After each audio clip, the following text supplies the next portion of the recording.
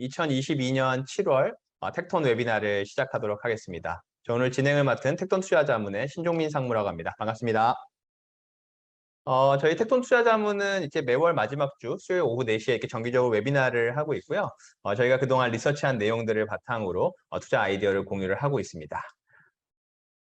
저희 회사를 간단히 이제 설명을 드리면 저희는 글로벌 주식 액티브 상품을 운용을 하고 있고요.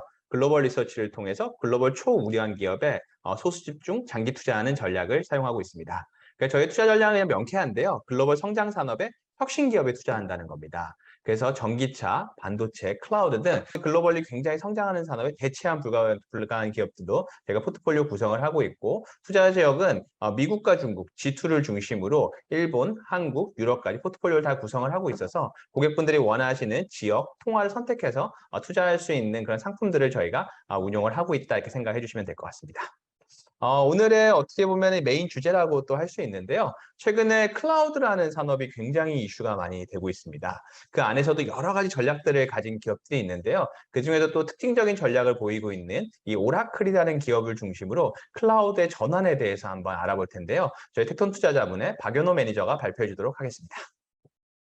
네, 안녕하세요. 텍톤 투자자문의 박연호라고 합니다. 오늘 저희가 이 클라우드 시장에 대해서 저희 텍톤이 이제 계속 이제 지속적으로 리서치를 수행하고 있는데, 그 클라우드 전환 그리고 오라클이라는 기업에 대해서 좀 더 디테일하게 설명을 드려보도록 하겠습니다. 올해 전 세계 클라우드 시장 규모가 5천억 달러, 우리나라 돈으로 600조 원이 넘는 규모로 지금 이제 예상이 되고 있습니다. 이게 지난해 4천억 달러에서 1천억 달러 증가한 건데요. 이게 5천억 달러 정도면은 한 글로벌리 전체 이제 자동차 산업 그리고 반도체 산업 정도를 제외하고는 클라우드 산업보다 큰 산업이 사실 잘 없습니다. 그만큼 굉장히 큰 산업이고 또 성장 속도가 굉장히 빠른 산업입니다.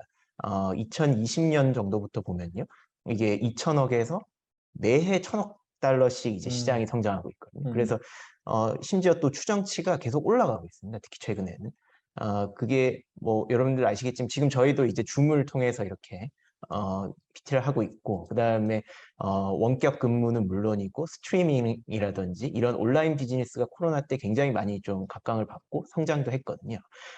이런 온라인 비즈니스의 지금 인프라가 다 클라우드라고 생각하시면 됩니다. 이제 제조 설비 지으려면 땅이 필요하고 공장이 필요하듯이 온라인에서 비즈니스를 하려면 클라우드가 필요한 것이죠, 이제는. 특히 이제 최근에는 이제 AI 솔루션이라고 해가지고, AI는 아시다시피 빅데이터를 기반으로 움직이는데 이 빅데이터는 클라우드 상에서만 활용도를 이렇게 높여나갈 수 있거든요. 근데 하다못해 유튜브를 들어가도 이제 자기한테 맞춤형 어떤 컨텐츠가 추천이 되지 않습니까? 이런 AI 솔루션들을 적극적으로 활용하기 위해서는 클라우드 서비스가 더 고도화되어야 하는 그런 국면에 있다고 생각하시면 될 것 같습니다. 그래서 시장 규모도 굉장히 크고 성장 속도도 빠르기 때문에 여기 참여하는 기업들에서 우리가 투자 기회를 굉장히 많이 찾을 수 있다, 이렇게 판단을 하고 있습니다. 그러니까 클라우드 시장이 어떻게 보면 자동차, 스마트폰, 반도체 이런 정도 규모로 큰 시장인데, 그렇죠. 성장 속도 면에서 최근에 굉장히 각광을 받고 있다. 그렇죠. 이렇게 봐도 되겠네요. 그렇죠. 알겠습니다. 네. 그래서 이게 코로나가 끝났다고 해서 뭐 비대면이 그럼 직장에 다시 출근하니까 클라우드가 줄어드냐, 이런 개념이 전혀 아니라는 말씀을 일단 드리고 싶습니다. 네. 그래서 오늘 꼽은 기업이 오라클이라는 기업인데요. 저희가 클라우드라고 하면은 퍼블릭 클라우드 쪽에서 굉장히 잘하고 있는, 저희가 이제 아마존이라던가 마이크로소프트, 구글, 알리바바 이런 빅테크 기업들에 대한 관심은 굉장히 높으실 텐데요. 특히 뭐 오늘 아침 같은 경우에는 뭐 마이크로소프트나 알파벳이 클라우드 쪽에서 굉장히 호실적을 발표를 하면서 주목을 받기도 했거든요. 그런데 이제 요 빅테크 외에도 사실 자기만의 영역에서 굉장히 특화된 클라우드 서비스를 제공하는 기업들이 많습니다. 그리고 이 기업들이 최근에 굉장히 많이 변화를 하고 있고요. 그 중에서도 이 오라클과 같이 시가총액도 크고 자기만의 영역을 구축한 기업들이 있거든요. 그래서 그런 기업들을 대표해서 오라클이라는 기업을 좀 소개를 해드리려고 합니다. 오라클이라는 기업이 사실은 국내 투자자분들한테 이름은 익숙한데 그럴 수 있죠. 사실은 이제 클라우드를 더 생소하고, 도대체 원래는 뭘 하는 기업인가요? 그것도 한번 설명해 주시면 좋을 것 같습니다. 이 오라클이라는 기업은 일단 기업에서 사용하는 소프트웨어, 그러니까 엔터프라이즈 솔루션을 제공하는 일단 소프트웨어 기업이라고 생각을 하시면 되고요. 간단하게는 우리가 SAP라는 기업하고 이렇게 좀 비교해서 생각하시는 분들도 계실 텐데, ERP, 재고 관리, 전산 관리 뭐 이런 그런 거죠? 이제 대기업에서 사용하는 그런 ERP, 전사적 자원 관리 시스템을 제공하는 기업이기도 합니다. SAP랑 쌍벽을 이루는 그런 기업이기도 하죠. 네. 그래서 그런 어떤 기업에서 사용하는 소프트웨어, 특히 개발자들이 많이 사용하는 소프트웨어를 독점적으로 제공하는 그런 유서 깊은 그런 회사라고 생각하시면 될 것 같습니다. 네, 알겠습니다. 조금 더 이제 그 사업 내용을 좀 살펴보면요. 이 회사의 전체 지난해 이제 매출이 424억 달러, 그러니까 우리나라 돈으로 따지면은 50조 가까이 되는 그런 금액이거든요. 이게 매출이 발생했는데 이 매출의 한 75% 정도가 가서 이제 지원해주는 서포트라고 분류할 수 있는 매출이고 한 15% 정도가 라이센스에서 오는 fee, 그러니까 수수료 매출입니다. 완전 다 이익인 그런 매출인 거죠. 그게 가능한 게 이 회사의 사업 기반이 바로 이 독점적인 소프트웨어에 있기 때문인데요. 이 왼쪽에 보시면 자바라고 하는 들어보셨을 수도 있는데 이게 자바라고 하는 것은 우리가 코딩할 때 필요한 언어, 자바가 있어야 프로그래밍도 할 수 있고 하다못해 홈페이지도 만들 수 있는 거거든요.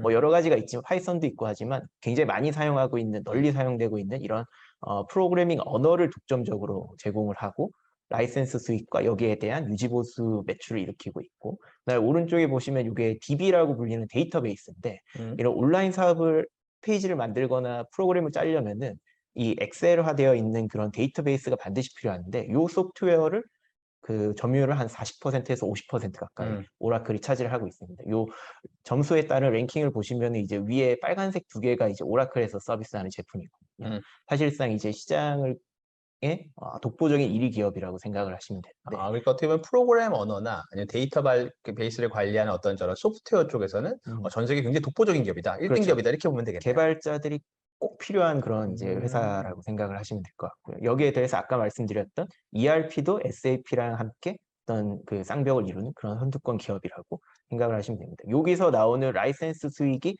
굉장히 이제 캐시플로우를 공고하게 뒷받침해주고 있고, 그리고 그 이 회사의 인력이 뭐 한 15만 명 가까이 되거든요. 그래서 이 인력들이 다 어떻게 보면은 이 라이센스 제공하는 이런 어떤 툴들을 유지하고 보수해주고 지원해주는 그런 이제 일들을 많이 하면서 매출을 이제 발생시키고 있다고 보시면 될 것 같습니다. 네, 알겠습니다. 근데 이제 저희가 클라우드 전환이 이제 주제였는데요. 그렇죠. 네. 이 회사의 핵심은 바로 지금까지 이런 식으로 제공해오던 어떤 기업용 소프트웨어 솔루션들을 클라우드로 이제 전환시키고 있다는 데 있습니다.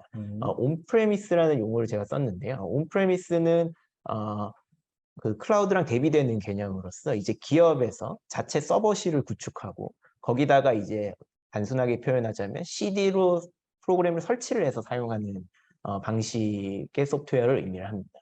그래서 요 이미지로 표현이 됐지만 이제 소프트웨어 라이센스비는 9%밖에 안 되지만 저 밑에 보이는 그런 어떤 유지 보수와 관련 또는 업그레이드와 관련된 여러 가지 비용들, 인건비도 들겠죠. 이런 것들이 굉장히 많이 포함되어 있고요. 근데 클라우드로 오른쪽에 클라우드로 가면은 클라우드 그 구독 수수료만 내면은 이 부가적인 비용들이 다 절약이 될 수 있습니다. 기업 입장에서는 굉장히 비용도 효율화되고 업그레이드나 이런 기술적 변화에 빠르게 대응할 수 있다는 장점이 있기 때문에 보안을 신경 써야 되는 아주 핵심적인 자산만 남겨두고는 지금 클라우드로 전환하는 것이 어떻게 보면 대세다 이렇게 말씀드릴 수 있겠습니다. 그러니까 온프레미스라는 걸 좀 정리하면은 어떻게 보면 기업들, 우리나라 대기업들이 특히나 사내 자체 관리하는 서버. 그렇죠. 그래서 거기에는 이제 인력도 많이 필요하고 자기 전산실도 필요하고 이러다 보니까 굉장히 부가적인 비용이 많이 들어가는데 이게 클라우드 전환됐을 때는 기업 입장에서는 그런 비용들이 안 들어가기 때문에 비용 면에서 굉장히 효율화될 수 있다. 그렇죠. 이렇게 보면 되겠네요. 그렇습니다. 그래서 요런 작업도 과거에 오라클에 대비시켜 보면 오라클 같은 경우에는 온프레미스 방식으로 좀 전에 말씀드렸던 자바나 데이터베이스, ERP를 많이 제공했다고 하면은 현재는 지금 제공하고 있던 요것들을 클라우드 방식으로 막 전환하고 있다.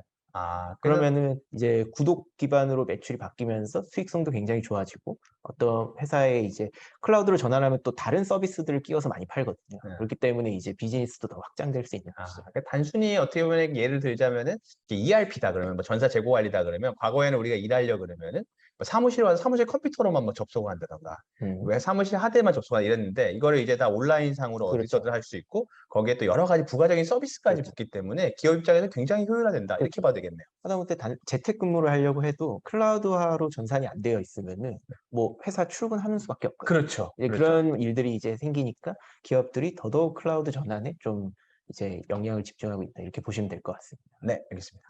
그래서 이 오라클 같은 경우에는 지난해 클라우드 매출이 한 100억 불 이상으로 성장을 했습니다. 클라우드 서비스로 분류할 수 있는 매출이요. 그래서 이게 전사 매출의 25%까지 비중이 상승을 했고요. 이게 1년 만에 3%포인트 상승한 거니까 사실 속도가 굉장히 빠른 거죠. 이 오라클이라는 기업이 사실 좀 전에 보셨지만 사업 구조상 이 굉장히 캐시플로우는 좋지만 매출이 아주 가파르게 성장하지는 않는 그런 기업이거든요. 굉장히 탄탄하지만 그러면서 배당 많이 하고 자사주 많이 사고 이런 걸로 주목을 많이 받았었는데 클라우드로 전환하기 시작하면서 지난해부터 이게 매출이 탑라인이 그로스가 나오기 시작하는 거죠. 그리고 심지어 이제 클라우드 사업이 이제 지난해에는 한 20% 정도 성장을 했는데 CEO가 이제 올해 컨퍼런스 콜에서는 올해는 30% 성장할 것이다. 이렇게 성장이 이제, 더 높아진다. 그렇죠. 성장률이 높아질 거라고 이렇게 공공연하게 이야기를 하고 있고 클라우드 사업에 대해서 굉장히 이 영향을 많이 쏟고 있다고 설명을 하고 있습니다. 실제로 이 오라클 같은 경우에는 좀 전에 말씀드렸던 SAP 같은 이제 기업들과 좀 차별화되는 포인트가 자체적인 데이터 센터 투자를 엄청 많이 하고 있거든요. 돈을 많이 들여서. 네. 그래서 제3자 어떤 설비를 활용하지 않고 자신들이 직접 데이터 센터 투자를 하고 직접 클라우드 솔루션을 제공하는 방식으로 나름대로의 어떤 공격적인 확장을 하고 있는 것이죠. 그러면 궁금한 게 이게 좀 전략 자체가 아까 온프레미스라고 해서 어떻게 보면은 기존의 어떤 ERP 프로그램을 쓰던 고객들 그런 네. 고객들 이제 클라우드 전환하는 것들이 좀 있을 것 같은데 그러면은 저 오라클이 마이크로소프트나 우리가 아는 뭐 아마존의 AWS 이런 기업들하고 막 경쟁을 해서 마켓 쉐어를 가져오게 되는 어떤 구도에 좀 있는 거죠? 그래서 요거를 어떻게 보시면은 이제 다 그 AWS나 애저에서 할 수 있는 거 아니냐. 그렇죠. 이렇게 그럼. 말씀하시는 분들도 충분히 있는데 그것 할 수는 있겠지만 사실 고객이 굉장히 다변화되어 있거든요. 네. 그래서 오라클 제품을 계속 사용해 왔던 고객들이 국내에도 있고 굉장히 많단 말이에요. 그렇죠. 이 기업들이 자신들이 사용하고 있는 솔루션들을 어떻게 보면 연속선상에서 그대로 사용하면서 클라우드 전환도 하고 싶은데 그렇죠. AWS나 애저만 가지고는 이 작업을 굉장히 원활하게 하기가 힘들기 때문에 네. 하이브리드 클라우드라고 해가지고 최근에는 AWS나 애저도 사용을 하지만 오라클의 이 클라우드 솔루션도 활용을 하고 어떤 경우에는 이 사업에 따라서는 뭐 세일즈포스의 클라우드 솔루션도 일부 활용하고 뭐 이런 식의 어떤 하이브리드 전략을 많이 취하고 있거든요. 그렇기 때문에 제로섬 게임처럼 얘가 이제 먹으면은 이 파이가 그렇죠. 없어지는 것이 아니라 시장이 지금 워낙 크게 빠르게 성장하고 있고 새로운 수요가 막 생기고 있기 때문에 어떻게 보면 파이가 커지면서 서로 사업 영역이 동시에 다 커지고 있는 그런 상황이라고 보시면 될 것 그러니까 같습니다. 기업들이 하나의 클라우드 서비스가 아니고 여러 개의 클라우드 서비스를 쓰는 그렇죠. 것도 하나의 추세다 이렇게 보면 그렇죠. 되겠네요. 네. 그게 어떻게 보면 대세처럼 또 굳어가고 있는 시장 흐름. 네, 알겠습니다. 그래서 특히 이제 이 오라클 같은 경우에는 마지막으로 말씀드리면 최근에 이제 써너라는 기업을 또 M&A 하게 됐거든요. 이게 오라클이 굉장히 공격적으로 지금 그 성장을 하고 있다는 걸 반증하는 어떤 자료인데 네. 이 써너 인수하는데 30조 원이 넘는 돈을 와, 투입했습니다. 네. 이게 오라클 큰 역사상 돈 가장 큰 투입했네요. 돈을 이제 네. 투입하고 지난달에 이제 M&A 작업이 완료가 됐는데요. 이 써너가 이 병원에서 사용하는 의료 데이터를 관리하는 그런 기업입니다. EHR이라고 하는 어떤 병원 의료 프로그램을 만드는 회사거든요. 이 미국에서는 선두라고 생각하시면 될 것 같습니다. 그러면 이 써너가 가지고 있는 이제 의료 데이터들을 오라클의 역량을 투입해서 클라우드에 데이터베이스화 시키고 이러면서 병원 환자들이나 어떤 병원의 편의성이나 효율성을 높여가지고 의료 산업 쪽에서 새로운 이제 성장 먹거리를 찾겠다는 이제 전략이거든요. 그래서 이 레리 앨리슨 창업자가 직접 어떻게 보면 이 헬스케어 컨퍼런스를 열어가지고 우리가 이걸로 차세대 어떤 먹거리를 찾고 우리가 오라클이 지금부터는 금융이랑 헬스케어 분야에서 새로운 성장 동력을 찾을 거다. 이렇게 엄청 이제 강조하면서 설명을 많이 했는데 이게 충분히 가능한 얘기가 써너가 지금 미국 병원에 이제 시스템이 다 깔려 있거든요. 근데 이게 클라우드화가 전혀 안 되어 있다. 그러니까 이 병원에서 아무리 내가 이제 데이터를 잘 쌓아도 저 병원을 가려고 하면은 이제 담당이한테 주치의한테 이제 CD를 구워가지고 들고 가야 된다. 그러니까 병원 기록이 호환이 안 된다는 그렇죠. 거죠? 이제 조회가 안 된다. 이게 왜냐하면 병원은 뭐 여러 가지 재반 사항도 있고 이 산업 자체가 굉장히 올드하기 때문에 이런 네. 디지털 분야에 대해. 근데 이런 어떤 미국의 의료 산업의 디지털화를 주도해서 이제 좀 클라우드화 시키는 것만 하더라도 향후 3, 4년 동안 오라클에 굉장히 큰 성장을 가져다 줄 수 있기 때문에 충분히 일리 있는 어떤 전략이라고 볼 수 있을 것 같습니다. 이 클라우드 기업들이 앞으로 이렇게 시장을 열어가거나 뭐 하는 부분들이 대단하네요. 굉장히 영역도 확장되고 맞습니다. 있고 여러 가지 서비스들이 등장하고 있고. 그래서 뭐 빅텍뿐만이 아니라 이런 오라클 같은 회사들의 어떤 전략도 우리가 충분히 검토해 볼 만하다. 이런 말씀 드릴 수 있겠습니다. 네, 알겠습니다. 감사합니다. 네, 감사합니다. 여기까지 저희 클라우드 한번 말씀을 드렸고요. 클라우드 산업 정말 중요한 산업이라고 저희 생각을 하고 있고 계속해서 또 리서치를 또 해나가고 있습니다. 그러면서 또 오늘은 또 최근에 또 여러 가지 이슈가 되고 있는 분야 중에 하나인데요. 달러 강세에 대해서 우려하시는 분들이 많이 있습니다. 실제로 우리나라 지금 변동성이 굉장히 큰 상황인데 달러 강세에 대한 어떤 그런 환율에 대한 부분들을 가지고 앞으로 우리가 미국, 중국 또 글로벌 포트폴리오 전략을 어떻게 가져가야 될지에 대해서 저희 택돈 투자자문의 남동준 대표가 발표해 주도록 하겠습니다. 예, 안녕하세요. 예, 반갑습니다. 더운 여름날에 다들 건강 조심하시기 바랍니다. 또 코로나도 이렇게 많이 또 다시 재창궐하는데 다들 건강에 유의하시기 바랍니다. 최근에 저희들이 겪고 있는 여러 가지 문제라고 해야 되나요? 여러 가지 변수들 중에서 또 한 가지 저희들한테 좀 부담스럽게 다가오는 게 이 환율 문제입니다. 근데 이 환율 문제가 벌써 한 2~3개월 정도 급격하게 전환이 되고 또 우리가 생각하는 것보다는 또 초과하고 있는 상황에서 대부분 질문들 많이 하세요. 그러니까 우리나라로 치면 1,300원 정도가 적당한 거 아니냐? 뭐 다시 1,200원이나 뭐 1,150원 정도 가야 되는 거 아니냐? 뭐 이런 얘기를 많이 듣습니다. 많이 듣고 또 저희들이 글로벌 투자하는 입장에서 이제 달러로 만약에 달러 자산을 투자한다고 할 때 투자자분들이나 고객분들이 제일 염려하시는 게 1,400원 들어가서 1,200원 되면 아무리 종목 좋은 거 잡아도 또 뭐 100원, 그렇죠. 200원 까먹는다. 네. 그 어떻게 함부로 들어가냐 이런 거죠. 결론적으로 얘기하면 사실 이 달러나 환율을 예측하는 것은 사실 불가능하죠. 예, 불가능합니다.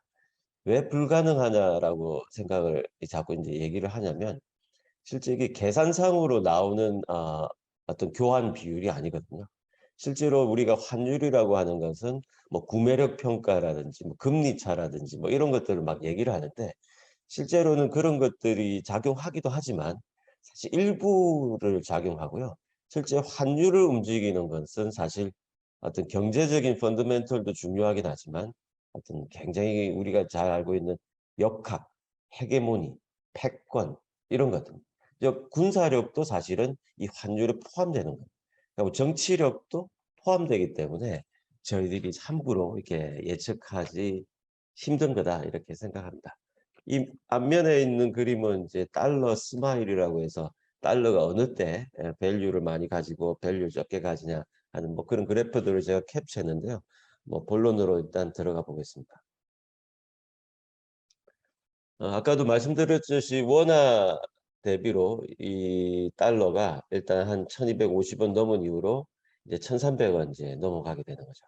이게 잘 보시면 2014년, 15년 정도 이후에 벌써 한 6~7년 정도 에버리지가 1,100원에서 1,200원 사이인데 그 사이를 이번 해에 가볍게 뚫은 거죠.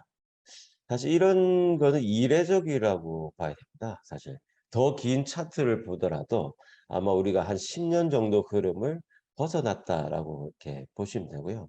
이런 추세에 대해서는 예측보다는 이런 강력한 추세를 좀 인정하는 것이 사실은 훨씬 더 가능성의 확률이 높죠. 뭐 단적으로 얘기를 드리면 달러 강세를 멈추게 하는 것이 잘 보이지 않는다. 강력한 추세라는 거죠. 이때 자꾸 이제 우리가 과거에 5년 정도의 눈높이로 1,100원, 1,200원 이건 사실은 거의 게스라기보다는 그냥 우리가 갖고 있는 정서 정도거든요. 실제로 이런 이례적인 것들은 한번 정말 고민을 해봐야 됩니다.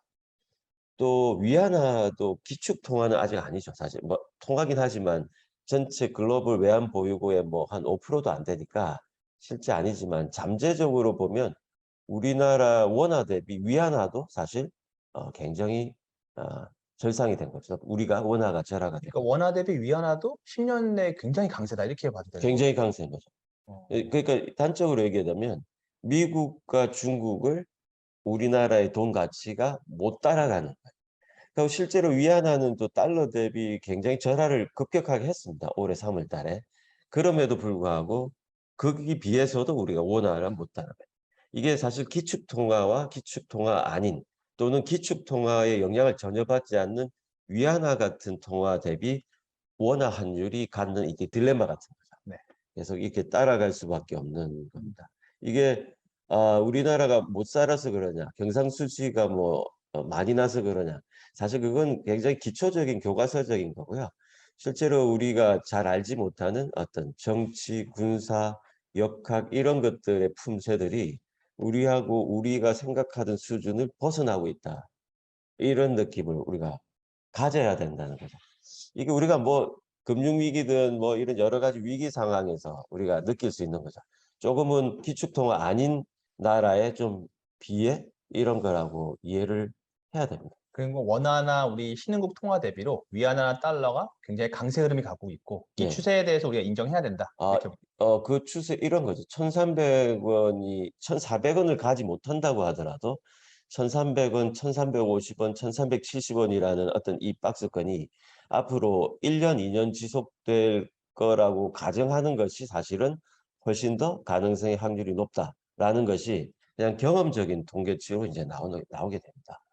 이게 조금 이거 깊이는 아닌데 그냥 간단하게 말씀드리면 이 달러가 사실은 우리가 금본위 제도가 이제 없어지면서 이 달러라는 게 휴지 아니 지폐잖아요. 이렇게 어떻게 보면 휴지라고도 할 수가 있는데 이것이 가치를 가지는 것의 가장 핵심이 1974년 지금은 99세가 되신 헨리 키신저가 중동으로 가서 사실 협정을 맺습니다. 뭘 협정을 맺냐면 석유 수출과 관련된 여러 가지 결제 대금을 전부 달러로 결제하고 지금 우리가 잘 알고 있는 외환 결제 시스템들을 그때 달러 중심으로 다 바꿔버립니다. 그 영향이 지금 뭐 40년, 30년 동안 이어지고 있는 거죠. 그래서 달러란 것들을 바꾸려고 하면 그 결제부터 바꿔야 되는 거죠.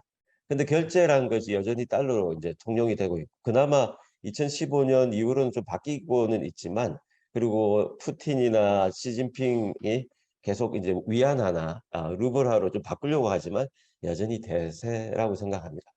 뭐 최근에 오른쪽 그림을 보시면 이제 사우디로 한 번 더 이번에 바이든이 가서 여러 가지 얘기를 하지만 사실 원유 정산보다도 내가 보기에는 앞으로 여러 가지 있을 환율이나 석유 결제 시스템과 관련된 그러니까 미국 달러의 패권을 계속 지키기 위한 어떤 협의들을 했을 거다라는 추측을 하게 됩니다. 지금은 사실 미국이 달러가 강세인 것이 훨씬 유리합니다. 아시겠지만 내부적으로 인플레가 굉장히 심하기 때문에 달러가 강인 것이 현실적으로 굉장히 유리하게 되어 있고 실제로 동맹을 맺어가는 입장 그러니까 정치적으로 전략적인 동맹을 맺어가는 입장에서는 미국의 패권이 더 강력하게 모이는 게 중요한데 그게 핵심이 돈이죠. 돈이 강해야 됩니다. 그래야지 퍼줄 수도 있고 또 재정적으로 경상수지도 막을 수가 있는 거죠. 여러 가지 계산이 들어가 있는 거라고 봅니다. 그러니까 현재 미국 상황을 고려하면 달러가 강세인 게 미국에 좋은 거다, 굉장히 유리하다 이런 쪽으로 되겠네요. 유리한 거죠. 그리고 실제로 현재도 이 금리 부분이란 게 이런 게 물론 인플레도 있겠지만 실제로 금리 인상을 통해서 전 세계 MSCI 신흥국에 들어있는 돈들이 미국으로 계속 흘러 들어가고 있는 거죠. 그게 안 들어가는 자금이 또 어디 들어가냐면 이제 중국으로 들어가고 있습니다. 또 한 가지 더 말씀드리는 거는 달러 리사이클링이죠. 과거에 70년대부터 90년대, 2000년대 초반까지만 해도 중동의 모든 그 원유 수출 대금이 사우디에 머무는 게 아니라 사우디에 있는 돈들이 다 또 미국의 국채 매입이라든지 미국의 군사 장비들을 사는데 다 쓰게 됩니다. 사실은 그래서 돌고 돌아서 다시 미국으로 가는 그런 시스템을 사실 미국은 갖고 있는 거죠, 아직도. 1980년 이후부터라고도 할 수가 있는데 본격적으로는 한 2000년 이후부터는 훨씬 더 차이나에 대한 리사이클링이 되죠. 차이나가 열심히 수출해서 번 대금이 또 미국의 국채 대금으로 다 나가니까 실제로 어떻게 보면 차이나도 미국의 달러 패권에 굉장히 많은 기여를 한 겁니다. 물론 요 왼쪽 그래프에서 보시면 아시겠지만 빨간색으로 무역 흑자가 계속 일어나는데 중국이 더 이상 국채 매입을 안 하는 것도 이제 미국으로서는 짜증이 나는 일이겠죠. 근데 여전히 이런 리사이클링 시스템이 사우디, 중동, 그다음에 차이나, 심지어는 한국도 우리가 달러 다 벌어들인 거 다 국채로 돈 다 사거든요. 그러니까 리사이클링이라는 말은 어떻게 보면 대미 흑자를 통해서 번 달러 자산이 다시 미국 국채를 사는 데 쓰이는 가게 걸 리사이클링, 그 사이클이 있었다 이런 얘기군요. 그 네. 체계가 현재 달러 패권을 유지하는 거고 이 유지하는 것에 어떻게 보면 파열음이 생기잖아요. 아까도 보지만 사우디 왕세자가 우리 그러면 위안화로도 결제할래? 안 됩니다. 이렇게 얘기하는 거고요. 푸틴이 우리 루블화로 결제할래? 너 정말 그러면 안 돼. 이렇게 계속 패권 전쟁을 사실 하는 거죠. 그래서 이게 그런 걸 봤을 때도 이 달러 강세가 미국으로 저는 지금 인플레이션 금리 인상을 떠나서 또 다른 자신들의 경제적 이익을 위해서 또는 전략적인 동맹들의 어떤 패권들을 위해서 꼭 필수 불가결한 정치적 영향력을 줄 수 있는 변수라고 보셔야 된다는 거죠. 제가 정치평론가는 아니지만 그냥 제가 알고 있는 기준선에서 말씀드리는 겁니다. 그리고 이게 달러와 위안화를 우리가 계속 가져가야 되는 가장 큰 이유가 벌써 우리가 글로벌 전체 GDP나 글로벌 전체 기업 이익의 과반을 어디서 가져가느냐?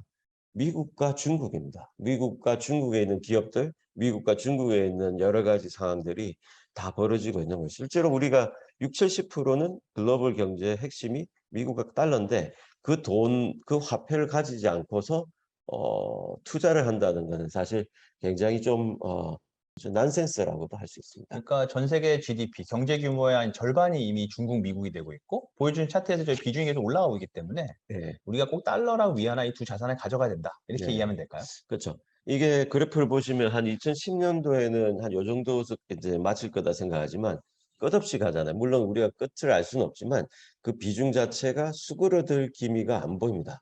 저도 한 30년 정도 한국 투자를 많이 했었거든요. 뭐 펀드 매니저 생활로 했지만.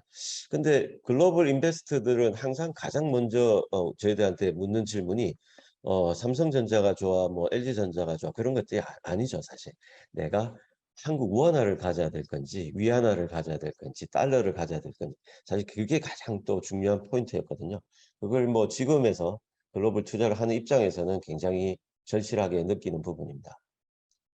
최근에 보면 달러 강세도 있지만 실제로 달러 강세와 또 조금 동떨어진 자금 흐름도 보입니다. 어떻게 보면 미래의 기축통화의 가능성이 가장 높은 것이 위안화죠. 그 위안화는 아직까지 금융 자유화가 그렇게 많이 안 돼 있기 때문에 뭐 찔끔찔끔 이제 글로벌 자금들이 들어가긴 하지만 추세 자체는 전혀 다릅니다. 매달 월간으로 따져서 본토로 들어가는 외국인 자금들이죠. 물론 빠질 때도 있습니다. 근데 평균적으로 보시면 계속 중국 쪽으로 돈이 들어가는 위안화가 절상될 수밖에 없는 최근에는 절하가 됐지만 위안화가 또 다른 우리의 잠재된 기축통화, 키커런시가 될 수 있다. 그리고 시장을 전망을 할 때 주식 시장에서 우리가 제일 잘 나갈 때가 언제입니까? 외국인 자금들이 뭐 물밀듯이 들어올 때였거든요. 국내 수급들은 아시겠지만 뭐 개인 수급도 있고 기관 수급. 최근 1, 2년은 개인 수급이 굉장히 좋았죠. 근데 핵심은 우리가 굉장히 국내 주식 시장의 화랑을 보일 때 외국인 자금들이 몰릴 때죠. 근데 2년 반 동안 외국인 자금이 매년 60조, 70조씩 빠져나갑니다. 조금 안타깝긴 하지만 글로벌 전체적으로 봐서는 굉장히 수급적으로는 불편한 상황이고 중국이나 미국은 오히려 편한 상황이 이어지고 있다. 이게 사실 현실 인식입니다. 그래서 결론은 강한 달러라는 것이 우리가 생각하듯이 얼마 전까지 1200원이었는데 1400원 너무한 거 아니야. 그건 우리의 생각이고요. 실제로 어떤 추세를 따진다고 했을 때는 우리가 그걸 고민을 많이 해야 되고 제가 보면 정황적으로는 미국의 전략적 의지 그러니까 내부적으로는 물가 조절이라든지 경기를 고르게 하는 밸런스 있게 하는 효과를 거둘 수가 있고 글로벌 자금들이 유입되면서 자연스럽게 경상수지 적자가 보완이 되고 정치적으로는 전체 지금 뭐 무슨 전략적 동맹 맺으려고 난리잖아요. 그 나라들을 아우를 수 있는 힘이 어디서 나오냐? 돈에서 나오는 거죠. 그래서 이 강한 달러를 계속 유지를 할 가능성이 높다라는 생각을 저도 갖고 있고 전문가들도 갖고 있습니다. 저 혼자만의 생각이 아니고. 그다음에 이런 실마리에서 우리가 1,300원인데 달러 투자냐 뭐 그러실 수는 있습니다. 단기적으로. 하지만 이 구조 속에서 우리가 그런 달러 비중이라든지 또는 잠재적인 위안화 비중, 그리고 지금의 어떤 산업은 과거에 있는 산업의 사이클을 따라서 움직이는 것이 아니라 새롭게 얹어지는 뉴 이코노미에서 구축이 되는 상황이잖아요.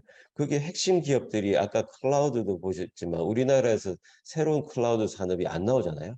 클라우드 산업이 매년 뭐 마이크로소프트 사업부문별로 보면 매년 50%씩 성장합니다. 근데 우리나라에 그런 산업이 50% 성장하는 산업과 기업이 있느냐는 거죠. 없다는 거죠. 어디에 있느냐면 미국과 중국에 있다는 겁니다. 이게 우리가 계속 글로벌 분산 투자를 꼭 해야 되는, 우리가 한국인이지만 글로벌 투자를 꼭 해야 되는, 미국 사람 아니지만 미국에 투자해야 되고, 중국 사람 아니지만 중국에 투자해야 우리가 분산 투자를 할 수 있고 장기 투자를 할 수 있는 어떤 체력을 기를 수가 있는 겁니다. 그래서 포트폴리오도 저희들은 어떻게 보면 통화로 따지면 미국과 중국에 대한 비중들을 좀 늘려갈 거고, 그리고 뭐 조금 착각 같은 건데 내가 미국을 좋아하고 뭐 중국을 투자하는 것도 있겠지만 실제로는 우리가 투자하는 회사는 거의 초국적 아니면 다국적 그런 자본에 대한 어떤 기업에 대한 비중이 큽니다. 그래서 그런 회사들을 가져간다고 하면 걱정이 많죠. 경기 침체, 인플레이션 뭐 또 여러 가지 변동성들이 생길 겁니다. 하지만 본질은 우리가 이런 방향으로 가고 있고 그 안에서 우리가 성장하는 산업에서 우리가 생각하는 어떤 기업들이 결실이 꼭 맺어질 거라고 생각하고 있습니다. 요즘은 질문들 많이 받는 게 계속 시장만 보고 매매도 안 하고 뭐 그런 얘기를 많이 듣습니다. 사실 매매를 크게 많이 할 게 없습니다. 저희들이 갖고 있는 기본적인 생각들이 물론 뭐 손실도 보고 이익도 보고 하겠지만 저희들이 갖고 있는 생각들이 이런 방향이 맞다고 하면 우리가 한번 가보겠다 이런 생각을 갖고 있습니다. 이상입니다. 네, 그러면 이해하면 일단은 통화로 봤을 때, 또 지역의 경제나 산업으로 봤을 때, 미국과 중국에 투자해야 된다. 예. 요거는 이제 우리가 이해가 되고, 이제 투자자분들이 최근에 많이 걱정하시는 거는 인플레이션, 경기 침체, 이런 거 관련해서 지금 주식 투자를 해야 되냐? 이런 거에 대해서 한번 답변을 주시면 좋을 것 같습니다. 그게 이제 우리가 말한 이제 스태그플레이션이죠. 스태그플레이션.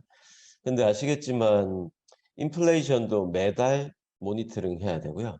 스태그플레이션이란 거를 확실하게 판단을 내릴 때는 벌써 사후적으로 이제 그 판단을 내리게 됩니다. 지금 상황에서 우리가 스태그플레이션으로 갈 우려가 있다는 거지. 실제로 우리가 1년 정도 이후에 다시 돌아볼 때 그때가 스태그플레이션 정점이다 아니면 뭐 바닥이다 이렇게 판단하는 거죠. 그래서 우리가 어떤 매크로적 환경에 대해서 우려하는 거는 맞는데 한 가지 생각하는 거는 어 실제로 우리가 지난달에 보내드렸지만 어떤 스태그플레이션 정도로 굉장히 심각하게 빠졌던 1974년, 80년대 그 고점 대비 하락률, S&P 500 하락률도 한 40%에서 50%밖에 되지 않습니다. 그래서 정말 판가름 나면 아마 지금보다 한 10%에서 20%더 빠지겠지만 그것들을 벌써 한 30%, 한 전체 빠지는 폭의 한 80% 이상 반영을 하고 있기 때문에 사실은 저희들은 뭐 그 정도의 어떤 가능성은 이제 두지 않고 있는 거고. 두 번째가 사실 더 중요합니다. 어떤 상황에서도 인플레이션이든 경기 침체든 그걸 극복할 수 있는 회사는 조금 그게 뭐 정답이야 얘기하지만 프라이스와 수량을 키울 수 있는 회사가 딱 있습니다. 산업이 있습니다. 그 산업과 기업이 빠질 때 같이 빠진다고 하더라도 그 회사에 집중하면 제가 보기에는 과거에 우리가 2014년, 15년도에 보셔서 아시듯이 더욱더 그런 회사에 대한 매력도가 올라가기 때문에 그런 회사들이 사실 그런 상황들을 극복할 수 있고 운이 좋아서 스태그플레이션이라고 치더라도 운이 좋아서 그런 상황들이 종결되고 다시 경기 회복을 할 때는 나머지 기업들이 다 죽거든요. 살아있는 기업들은 훨씬 큰 보상을 받게 됩니다. 그게 이제 세 번째 이유이고요. 투자를 하는 가장 큰 이유가 사실 여기에 있습니다. 그리고 위기라고 생각하고 급날 때라고 생각할 때 투자하지 않고 사실 언제 투자할 건가 이건 좀 다시 한번 되돌아보시면 상황들이 그냥 기억되시지 않을까 생각합니다. 소추되시지 않을까. 뭐 정리하면 굉장히 어려운 경기 상황이 될 수 있는데 이런 게 오히려 그 안에서 어떤 앞서 있는 기업들은 기회를 잡을 수도 있고 또 어떤 산업들은 이런 경기랑 상관없이 지금 계속 성장한 또 산업들이 있고 그 안에서 투자 기회를 찾아가면 분명히 지금이 좋은 타이밍이 될 수 있다. 이런 말로 정리할 수 있을까요? 그렇죠. 제가 전망을 하는 게 아니라 우리가 저만 본 게 아니라 지금 이제 시청하고 계신 여러분들도 지난 5년 아니면 10년, 뭐 짧게도 3년 다 경험을 하셨을 텐데 계속 그 상황이 되면 계속 또 다른 생각을 하게 된다는 거죠. 물론 네, 어려운 맞습니다. 일입니다만 저희들의 미션은 아주 뭐 잘 나갈 때 조금 이제 밸런스를 맞추자고 하고 아주 안 좋을 때 우리가 조금 묵직하게 한번 견뎌보자라고 얘기하는 것이 저희들도 미션이라고 생각합니다. 물론 뭐 이상한 종목 들고 그렇게 하면 안 되겠죠. 그래서 그렇게 생각하고 있습니다. 네. 네, 감사합니다. 이제 시간에 대해서 좀 마무리를 하려고 그러는데요. 저희 택톤 투자자문은 계속해서 글로벌 리서치를 하고 있고요. 말씀드린 대로 지금 포트폴리오는 미국과 중국의 어떤 핵심 산업들, 거기에 어떤 대체 불가한 기업들에 우리가 투자를 해야 되고, 어떻게 보면 지금의 하락이 그 기업들의 어떤 가격적인 측면에서는 굉장히 좋은 기회가 될 수 있다고 생각을 하고 있고, 또 실적들이 좀 이상 없이 나오고 있습니다. 그래서 그런 부분에 대해서 저희가 리서치라고 아이디어를 가지고 있고요. 저희 상품 같은 경우에 1인 같은 경우에는 저희가 미국, 중국을 투자한 G2 상품도 가능하고 미국, 중국, 한국, 일본, 유럽 각 지역별로 또 통화별로 투자를 하고 있으니까 항상 관심을 가져주시면 좋겠습니다. 저희 택톤 투자자문의 웨비나는 매월 마지막 주 수요일 오후 4시에 저희가 열리고요. 저희 택톤 투자자문 홈페이지에 가보면 다 자료들이 또 올라와 있습니다. 그래서 네이버에 택톤 투자자문으로 검색하셔도 되고 또 홈페이지 창에 tekton인베스트.com 치시면은 또 저희 홈페이지 자료가 있으니까 많은 관심 가져주시기 바랍니다. 그럼 이상으로 2022년 7월 택톤 정기 웨비나를 마치도록 하겠습니다. 감사합니다.